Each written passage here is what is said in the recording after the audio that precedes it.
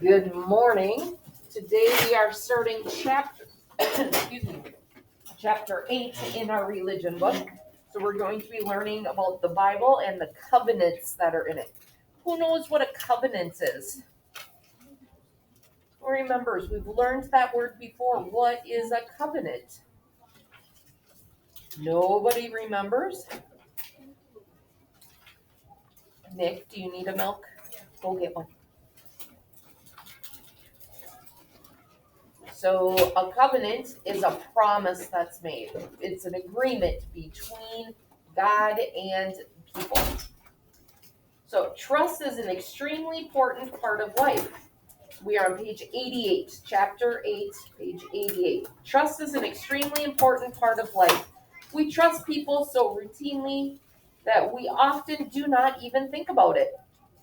We trust that our parents will have food for us to eat. We trust that our teachers will tell us the correct information. We trust that other drivers will obey the traffic laws. We trust that our friends will keep our private talks a secret. To ensure this trust, we sometimes make promises to each other. Imagine what life would be like if you could trust no one. What would be different about getting in a car? How would your friendships change if you could not trust anyone with your secrets?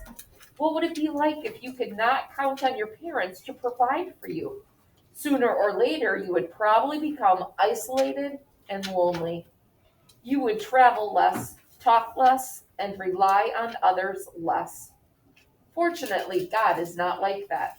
God is someone we can trust. Trusting God brings us closer to Him. Throughout history, He has made promises that He keeps. Yet we human beings have not always kept our part of the bargains. When we don't keep our promise, things fall apart. Despite our sins and weaknesses, God is always faithful in His promise to save us from sin and death. We can trust God because He has always been faithful to His promises. So when God makes a promise, He follows through. He promised Abraham and Sarah that they would have descendants that numbered amongst the stars. Even though they were really old and they didn't think they could have kids anymore, they did. God kept His side of the promise. It's humans that have a hard time. We don't have patience. We get tempted to do other things. Okay, so God keeps His promises. Us humans need to work on it. God gives second chances. We can read about many promises in the Bible that are part of salvation history.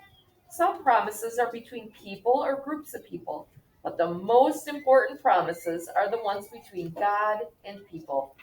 These are sacred agreements between God and human beings called covenants, where everyone vows to keep a promise forever. Even in the account of Adam and Eve in the book of Genesis, we see a hint of the covenants that God will make and keep later on. God created Adam and Eve to live in happiness with Him forever. So when Adam and Eve were created, God fully expected for them to be in the Garden of Eden forever. God told Adam, "You may eat the fruit of any tree of the garden except the tree that gives knowledge of what is good and what is bad. You must not eat the fruit of that tree. If you do, you will die the same day." It's from Genesis chapter 2, verse 16 and 17. Sadly, Adam and Eve disobeyed God by eating from the forbidden tree.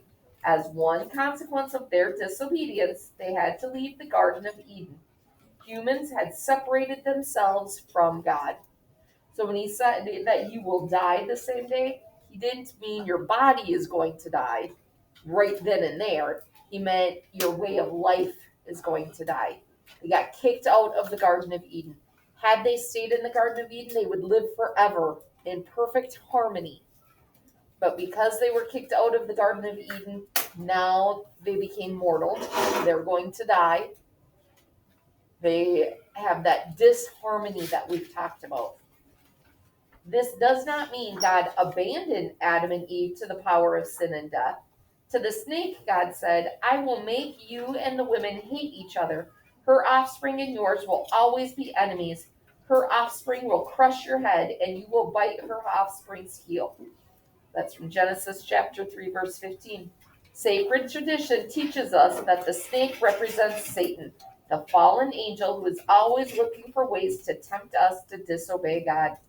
God predicted that Eve's offspring would crush the snake's head, destroying his power forever.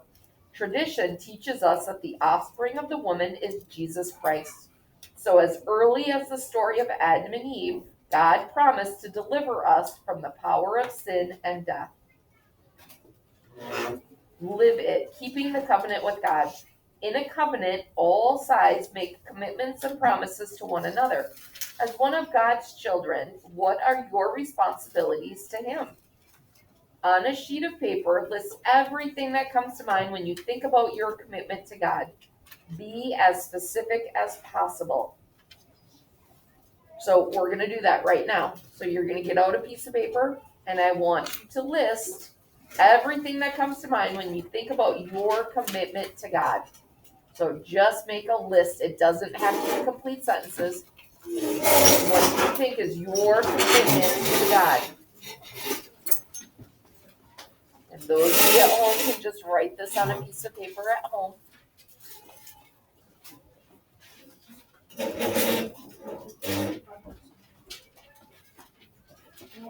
Wait, how many does it have to be? Everything? It's a list.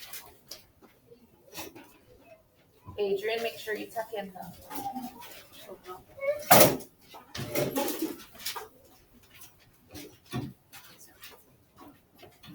We're just going to take a minute, so make a quick list. Regan, is there enough paper there? Okay. Make a real quick list. Everything that comes to mind when you think about your commitment to God. Be as specific as possible. What commitments do you have to God? And remember, as you finish up with snack, make sure you put your masks back on. So as you're done eating, you need to mask back up.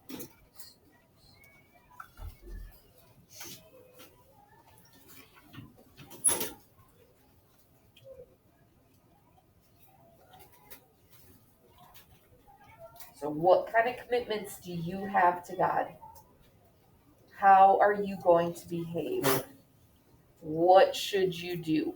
What is your commitment to God? This is just for you.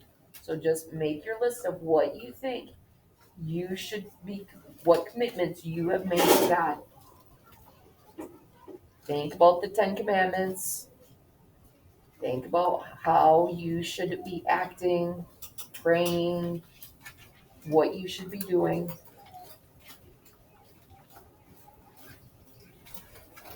And I want you to look back at your list. What responsibilities are you meeting well?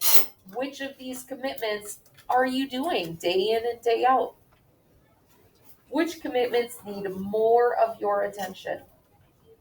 You said you're going to be obeying your mom and dad, and you don't do that all the time. You need to pay a little more attention to that. You're going to be respectful to everyone, and sometimes you forget. Pay more attention to that. What promises can you add to make your faith more real and present in your daily life? What can you add to your list that would make your faith even stronger? What can you do? Saying prayers, praying a rosary, making sure you go to church every week,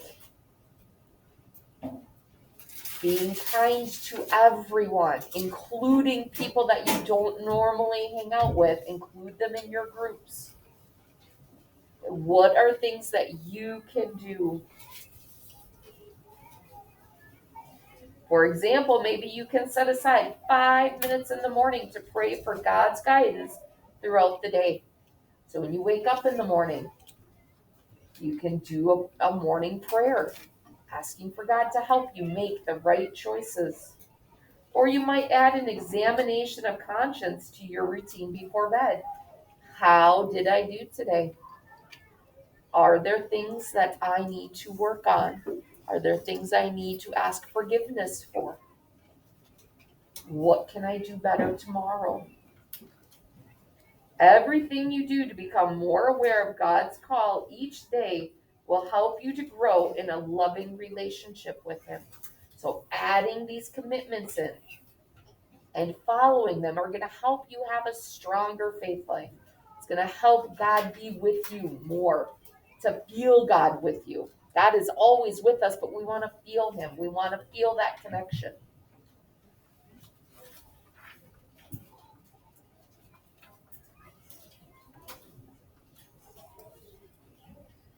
I'm going to have you hold on to these papers because I want you to reflect back on it. Think back, am I meeting these commitments? Then we have our study guide.